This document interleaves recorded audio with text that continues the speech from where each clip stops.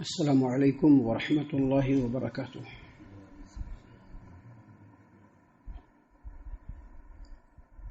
اعوذ باللہ من الشیطان الرجیم، بسم اللہ الرحمن الرحیم۔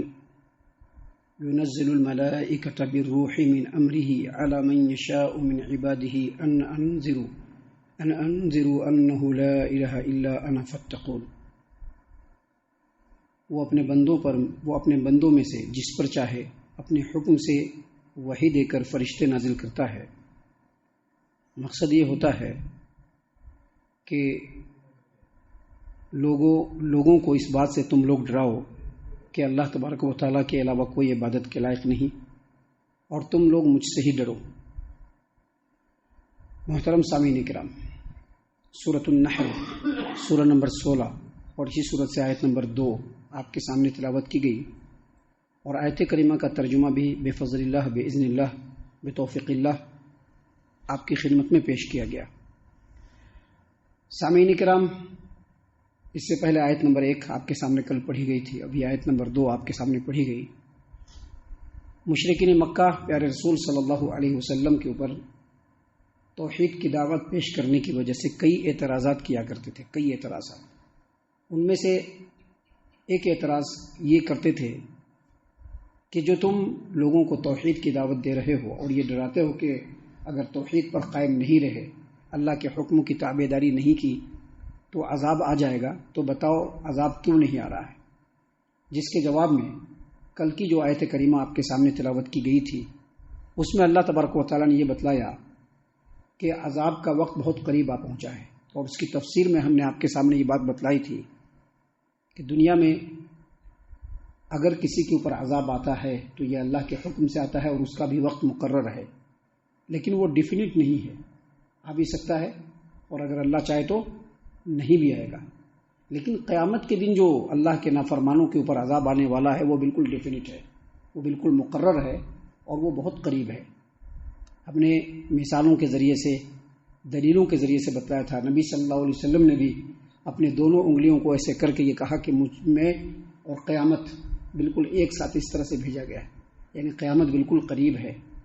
اور قیامت اس قدر قریب ہے، ہم لوگوں کو سمجھ لینا چاہیے کہ قیامت اس قدر قریب ہے کہ جیسے ہی ہماری فوت ہوگی، جیسے ہی ہم موت کے آغوش میں جائیں گے، قیامت وہیں سے شروع ہو جائے گی۔ جیسے ہی ہم موت کے آغوش میں جائیں گے، اسی وقت سے قیامت شروع ہو جائے گی۔ اس سلسلے میں پوری تفصیل ہے حدیثوں کے اندر۔ آپ نے سنا ہوگا کہ جو نیکوکار لوگ ہوتے ہیں ان کو لینے کے لیے بہترین فرشتے آتے ہیں، جو جنت کے کپڑوں میں لپیٹ کر کے ان کو لے کر کے جاتے ہیں۔ اس کو آسمانوں کے اوپر استقبال کر کے بلایا جاتا ہے۔ اس کے جسٹ اگینسٹ میں، اس کے مقابل جو لوگ دنیا میں بدکار اور دنیا دار ٹائپ کے ہیں، ان لوگوں کو لینے کے لیے بالکل ٹاٹ کا کپڑا جس کے اندر اتنی بدترین بدبو ہوتی ہے، اس کو لے کر کے فرشتے آتے ہیں، اور لانے والے جو فرشتے ہوتے ہیں وہ بھی بالکل بدصورت، قبیح صورت کے، جس کو دیکھ کر کے ڈر جائے آدمی، کلیجہ منہ کو آ جائے، ایسے فرشتے آتے ہیں، اور وہ بدکار آدمی کو لے کر کے جاتے ہیں۔ لیکن آسمان کے دروازے اس کے لیے کھولے نہیں جاتے ہیں، اور زمین کے تہ کے اندر ان کو سجین کے اندر پھینک دیا جاتا ہے۔ پھر جب قبر میں جاتا ہے آدمی، اگر نیکوکار ہوا تو وہیں سے جنت کا دروازہ کھل جاتا ہے، اور اگر بدکار ہوا تو جہنم کی کھڑکی اور دریچے کو کھول دیا جاتا ہے، اور جہنم کے لپٹیں اس کو لگتی رہتی ہے، اور قبر اس کو اس قدر بھینچتا ہے کہ جو دونوں پسلیاں ہیں بالکل اس طرح سے انسان کے آپس میں گھس جایا کرتا ہے۔ تو کل کے آیت کریمہ میں اس بات کا جواب دیا گیا کہ قیامت اور اللہ کا عذاب بہت قریب ہے، اس کے لیے جلدی نہ مچاؤ، اس کے لیے جلدی نہ مچاؤ۔ دوسرا جو اعتراض مشرکین مکہ کیا کرتے تھے وہ یہ کہ یہ جو نبی ہے یہ یتیم ہے، مسکین ہے، اس کے پاس تو کچھ نہیں، باپ بھی نہیں ہے، مال و دولت بھی نہیں ہے۔ اللہ تبارک و تعالیٰ کو اگر کسی کو نبی بنانا تھا تو دو بڑی بستیاں ہیں، مکہ اور طائف، ان دو بڑی بستیوں میں سے جو بڑے بڑے لوگ تھے ان میں سے کسی کے اوپر اللہ تبارک و تعالیٰ وحی نازل فرما دیتا۔ یہ غریب، یتیم، مسکین کے اوپر اللہ نے وحی نازل کیوں کیا؟ اللہ تعالیٰ نے اس بات کو قرآن کریم میں ان کے اس اعتراض کو اللہ تبارک و تعالیٰ نے قرآن کریم سورۃ الزخرف آیت نمبر 31 میں بیان فرمایا کہ وہ لوگ کہتے تھے وقالوا لولا نزل هذا القرآن على رجل من القريتين عظیم، یہ دو بڑی بڑی بستیاں ہیں مکہ اور طائف، اس کے اندر بڑے بڑے لوگ موجود ہیں، بڑے بڑے چودھری صاحبان موجود ہیں، بڑے بڑے بزنس ٹائکون موجود ہیں، بڑے بڑے زمیندار ٹائپ کے لوگ موجود ہیں۔ اللہ تبارک و تعالیٰ کو اگر نبی بنانا ہی تھا تو ان بڑے لوگوں میں سے کسی ایک کے اوپر اللہ وحی نازل فرما دیتا۔ یہ محمد جو غریب ہے، مسکین ہے، جس کا باپ اس کی وفات سے پہلے ہی، اس کے پیدائش سے پہلے ہی وفات پا گیا، جو اپنے دادا اور اپنے چچا کے رحم و کرم پر پلا ہے، جس کے پاس کچھ بھی نہیں ہے، اللہ نے اس کو کیوں نبی بنا دیا؟ یہ اعتراض کیا ان لوگوں نے۔ اللہ تعالیٰ نے اس کا جواب قرآن کریم میں کئی مقام پر دیا ہے، جس کو ابھی ہم آپ کے سامنے پیش کریں گے، لیکن یہاں پر اللہ تبارک و تعالیٰ نے اس کا جواب دیا کہ ينزل الملائکۃ بالروح من امرہ علی من یشاء من عبادہ۔ ينزل الملائکۃ بالروح، ينزل الملائکۃ بالروح من امرہ، اللہ تبارک و تعالیٰ اپنے حکم سے فرشتوں کو وحی دے کر کے بھیجتا ہے۔ ينزل الملائکۃ بالروح، بالروح، روح کا مطلب تین ہوتا ہے۔ روح جو ہوتا ہے، روح قرآن کریم میں جہاں پر بھی روح کا معنی ہے اس کا معنی تین ہے، تین لیا جائے گا۔ لغت میں بھی تین معنی ہے۔ روح کہتے ہیں جو انسان کے اندر ایک شے ہوتی ہے جو اللہ تبارک و تعالیٰ ڈالتا ہے، جس کی وجہ سے انسان کا جسم زندہ رہتا ہے، اس کو ایک روح کہتے ہیں۔ دوسرا روح جو ہے وہ جبرائیل امین علیہ الصلوۃ والسلام کو بھی کہا جاتا ہے روح، اللہ تعالیٰ نے قرآن کریم میں اس چیز کو واضح فرمایا ہے۔ اور تیسرا روح سے مراد یہ اللہ کا کلام جو اللہ نازل فرماتا ہے۔ روح کا تین معنی، ایک انسان کے جسم کے اندر جو روح ہوتی ہے جس سے انسان زندہ رہتا ہے، دوسرا روح روح القدس جو جبرائیل امین علیہ الصلوۃ والسلام، اور تیسرا روح سے مراد یہ قرآن کریم، یہ اللہ تبارک و تعالیٰ کی طرف سے نازل ہونے والا پیغام۔ اللہ تبارک و تعالیٰ نے یہاں پر اسی بات کو بیان فرمایا، ينزل الملائکۃ بالروح من امرہ، اللہ تبارک و تعالیٰ اپنے حکم کے ذریعے سے پیغام بھیجتا ہے۔ کس کے ذریعے سے؟ فرشتوں کے ذریعے سے۔ آگے اللہ نے فرمایا ہے ينزل الملائکۃ، اللہ تبارک و تعالیٰ فرشتوں کو بھیجتا ہے، نازل کرتا ہے، بالروح من امرہ، اپنے حکم سے اپنا پیغام دے کر کے اللہ کیا بھیجتا ہے؟ وحی کو بھیجتا ہے۔ جیسا کہ اللہ تعالیٰ نے قرآن کریم کے اندر سورۃ الشورى آیت نمبر 52 میں کہا کہ وَكَذَلِكَ أَوْحَيْنَا إِلَيْكَ رُوحًا مِّنْ أَمْرِنَا، اور اسی طرح سے ہم اپنے حکم سے فرشتوں کے ذریعے سے اپنا پیغام آپ کے اوپر نازل کیا ہے محمد صلی اللہ علیہ وسلم۔ روح کا مطلب پیغام، یہ جو قرآن کریم میں اللہ کا پیغام ہے، ہمارے پیارے رسول صلی اللہ علیہ وسلم نے جو کچھ لوگوں کو بتلایا، جو کچھ لوگوں کو تعلیم دیا، وہ سب اللہ کی طرف سے نازل کیا ہوا۔ ایسا نہیں کہ نبی صلی اللہ علیہ وسلم نے اپنی طرف سے بتلایا۔ ابھی ہم برابر بولتے ہیں نا قرآن نبی کی تعلیم، کیوں بولتے ہیں ایسا؟ کیونکہ قرآن جو نازل ہوا ہے وہ بھی اللہ نے ہی نازل فرمایا، اور ہمارے نبی کی زبان سے جو باتیں جاری ہوئی وہ بھی اللہ تبارک و تعالیٰ نے ہی نازل فرمایا، دوسرے کسی نے نازل نہیں کیا ہے۔ تو یہاں پر روح سے مراد جو ہے وہ اللہ تبارک و تعالیٰ کا پیغام۔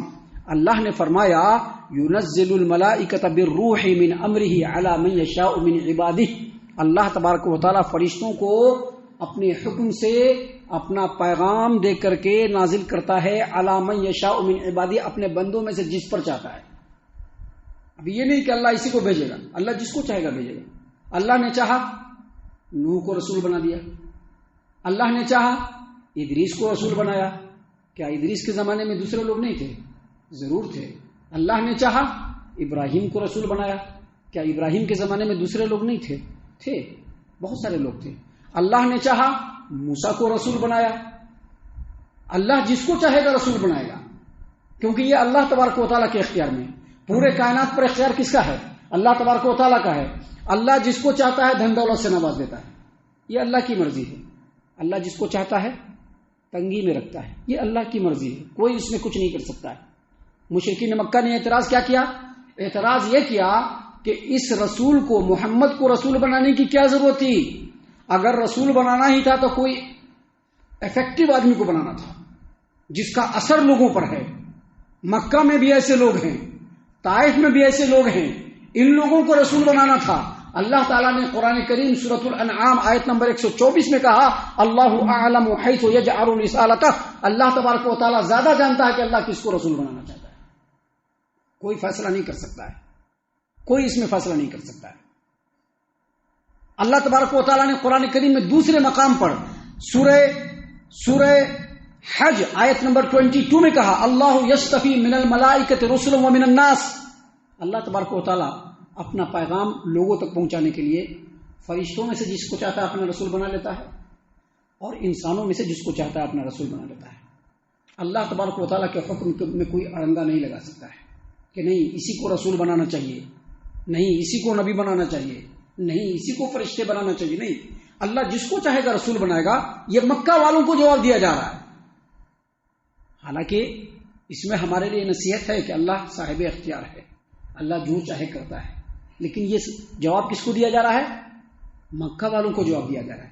لیکن اس کے بعد جو بات ہے اس میں اللہ تبارک و تعالیٰ نے ہمارے لیے نصیحت رکھی ہے. اللہ تبارک و تعالیٰ نے کیا فرمایا؟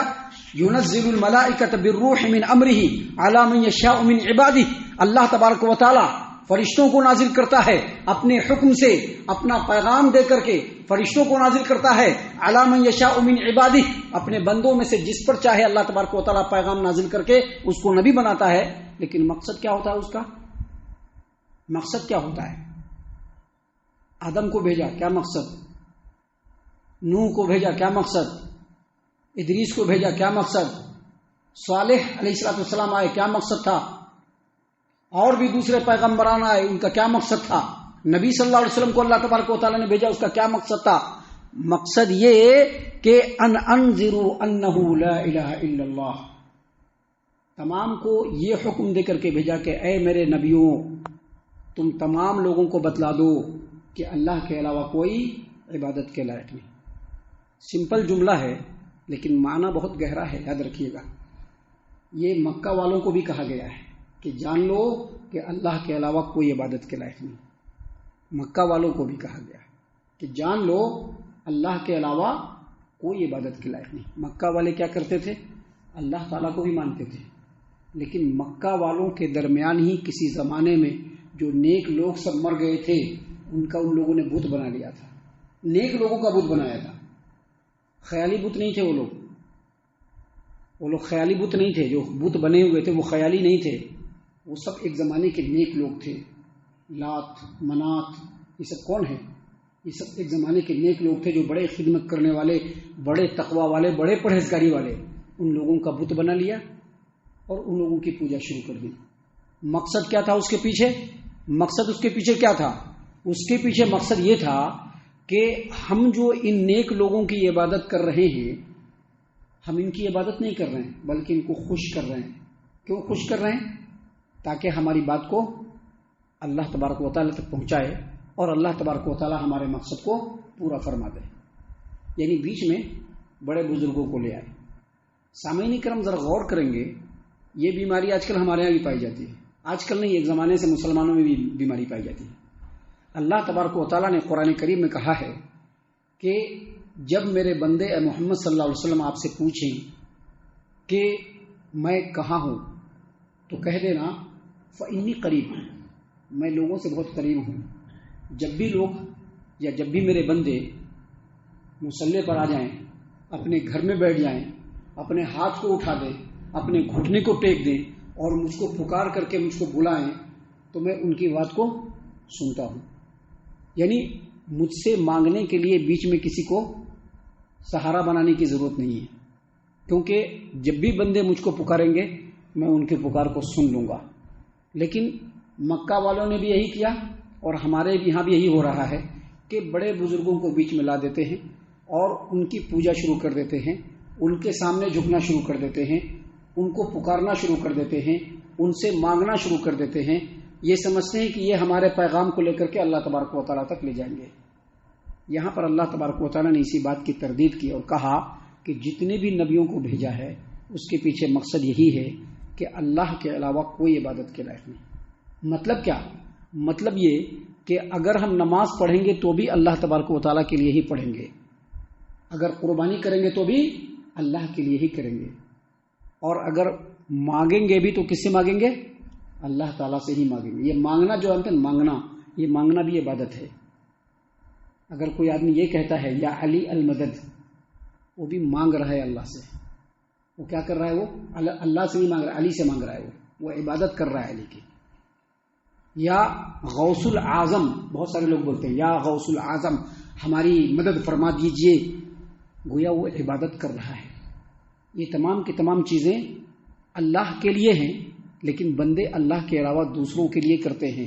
اسی لیے اللہ تبارک و تعالیٰ نے یہاں پر فرمایا کہ اللہ تبارک و تعالیٰ اپنے حکم سے فرشتوں کو اپنا پیغام دے کر کے اپنے بندوں میں سے جس کو چاہتا ہے اس کے اوپر پیغام نازل فرماتا ہے۔ مقصد کیا ہوتا ہے؟ مقصد یہ ہوتا ہے کہ بندے اگر عبادت کرے تو صرف اللہ کی، کیونکہ اللہ کے علاوہ کوئی عبادت کے لائق نہیں۔ ہمارے یہاں ہمیشہ یہ بات رہتی ہے کہ نہیں سجدہ کرنا عبادت ہے، نہیں، سجدہ کرنا عبادت ضرور ہے۔ ہمارے یہاں ایک بات ہوتی ہے کہ نماز پڑھنا عبادت ہے، بالکل نماز پڑھنا عبادت ہے، لیکن اس کے علاوہ بھی عبادت ہے۔ ابھی ہم قربانی کرتے ہیں نا، یہ بھی عبادت ہے۔ قربانی جو ہم کرتے ہیں یہ بھی عبادت ہے۔ جب قربانی عبادت تو قربانی کس کے لیے ہونا چاہیے؟ صرف اللہ تبارک و تعالیٰ کے لیے ہونا چاہیے۔ ابھی جو ہم دعا مانگتے ہیں نا وہ بھی عبادت ہے۔ اب ہم دعا مانگیں گے تو کس سے؟ ابھی اللہ کو چھوڑ کر کے پیروں کو فقیروں کو پکارنا شروع کر دیں تو یہ اللہ کی عبادت نہیں ہوگی، یہ اللہ کی عبادت نہیں ہوگی۔ اسی طرح سے جو ہم عبادت کرتے ہیں، ابھی آپ کی دکان ہے، فار ایگزامپل ہم میں سے کسی ایک کی دکان ہے، اس میں کام کرنے والے لوگ ہیں، کام کرنے والے لوگ آئیں گے اور اپنے طریقے سے کام کر کے چلے جائیں گے تو کیا ہم کو پسند ہوگا؟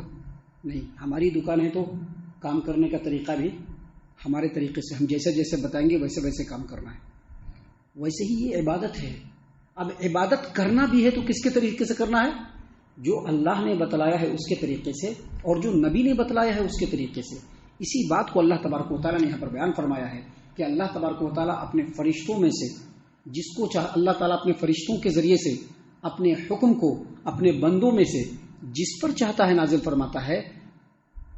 لوگوں کو رسول بنانے کا اور اپنے بندوں میں سے رسول بنانے کا اور اپنا پیغام نازل کرنے کا مقصد یہ ہے کہ یہ تمام کے تمام رسول لوگوں کو یہ بتلا دیں کہ اللہ کے علاوہ کوئی عبادت کے لائق نہیں، لہذا لوگوں کو کس سے ڈرنا چاہیے؟ صرف اللہ سے ڈرنا چاہیے، اللہ کے علاوہ کسی سے بھی نہیں ڈرنا چاہیے۔ ہم اللہ سے دعا کرتے ہیں کہ اللہ تعالی ہم تمام کو ان تمام باتوں کے اوپر خوب غور و فکر اور تدبر کرنے کے ساتھ ساتھ ان باتوں کے اوپر عمل کرنے کی بھی توفیق عطا فرمائے، آمین۔ اللہ تعالی ہم تمام کو صحیح معنوں میں پکا سچا مومن مسلمان بنائے، اللہ اور اس کے رسول صلی اللہ علیہ وسلم کی اطاعت و فرما برداری کرنے والا بنائے، صحابہ کرام رضی اللہ عنہم کے طریقے پر چلنے والا بنائے، جنت الفردوس میں جگہ عطا فرمائے۔ اے اللہ ہم تمام کو جہنم سے پناہ دے، اے رب العالمین ہم تمام کو جہنم سے پناہ دے، اے مالک الملک ہم تمام کو جہنم سے پناہ دے، آمین یا رب العالمین۔ وما علینا الا البلاغ المبین۔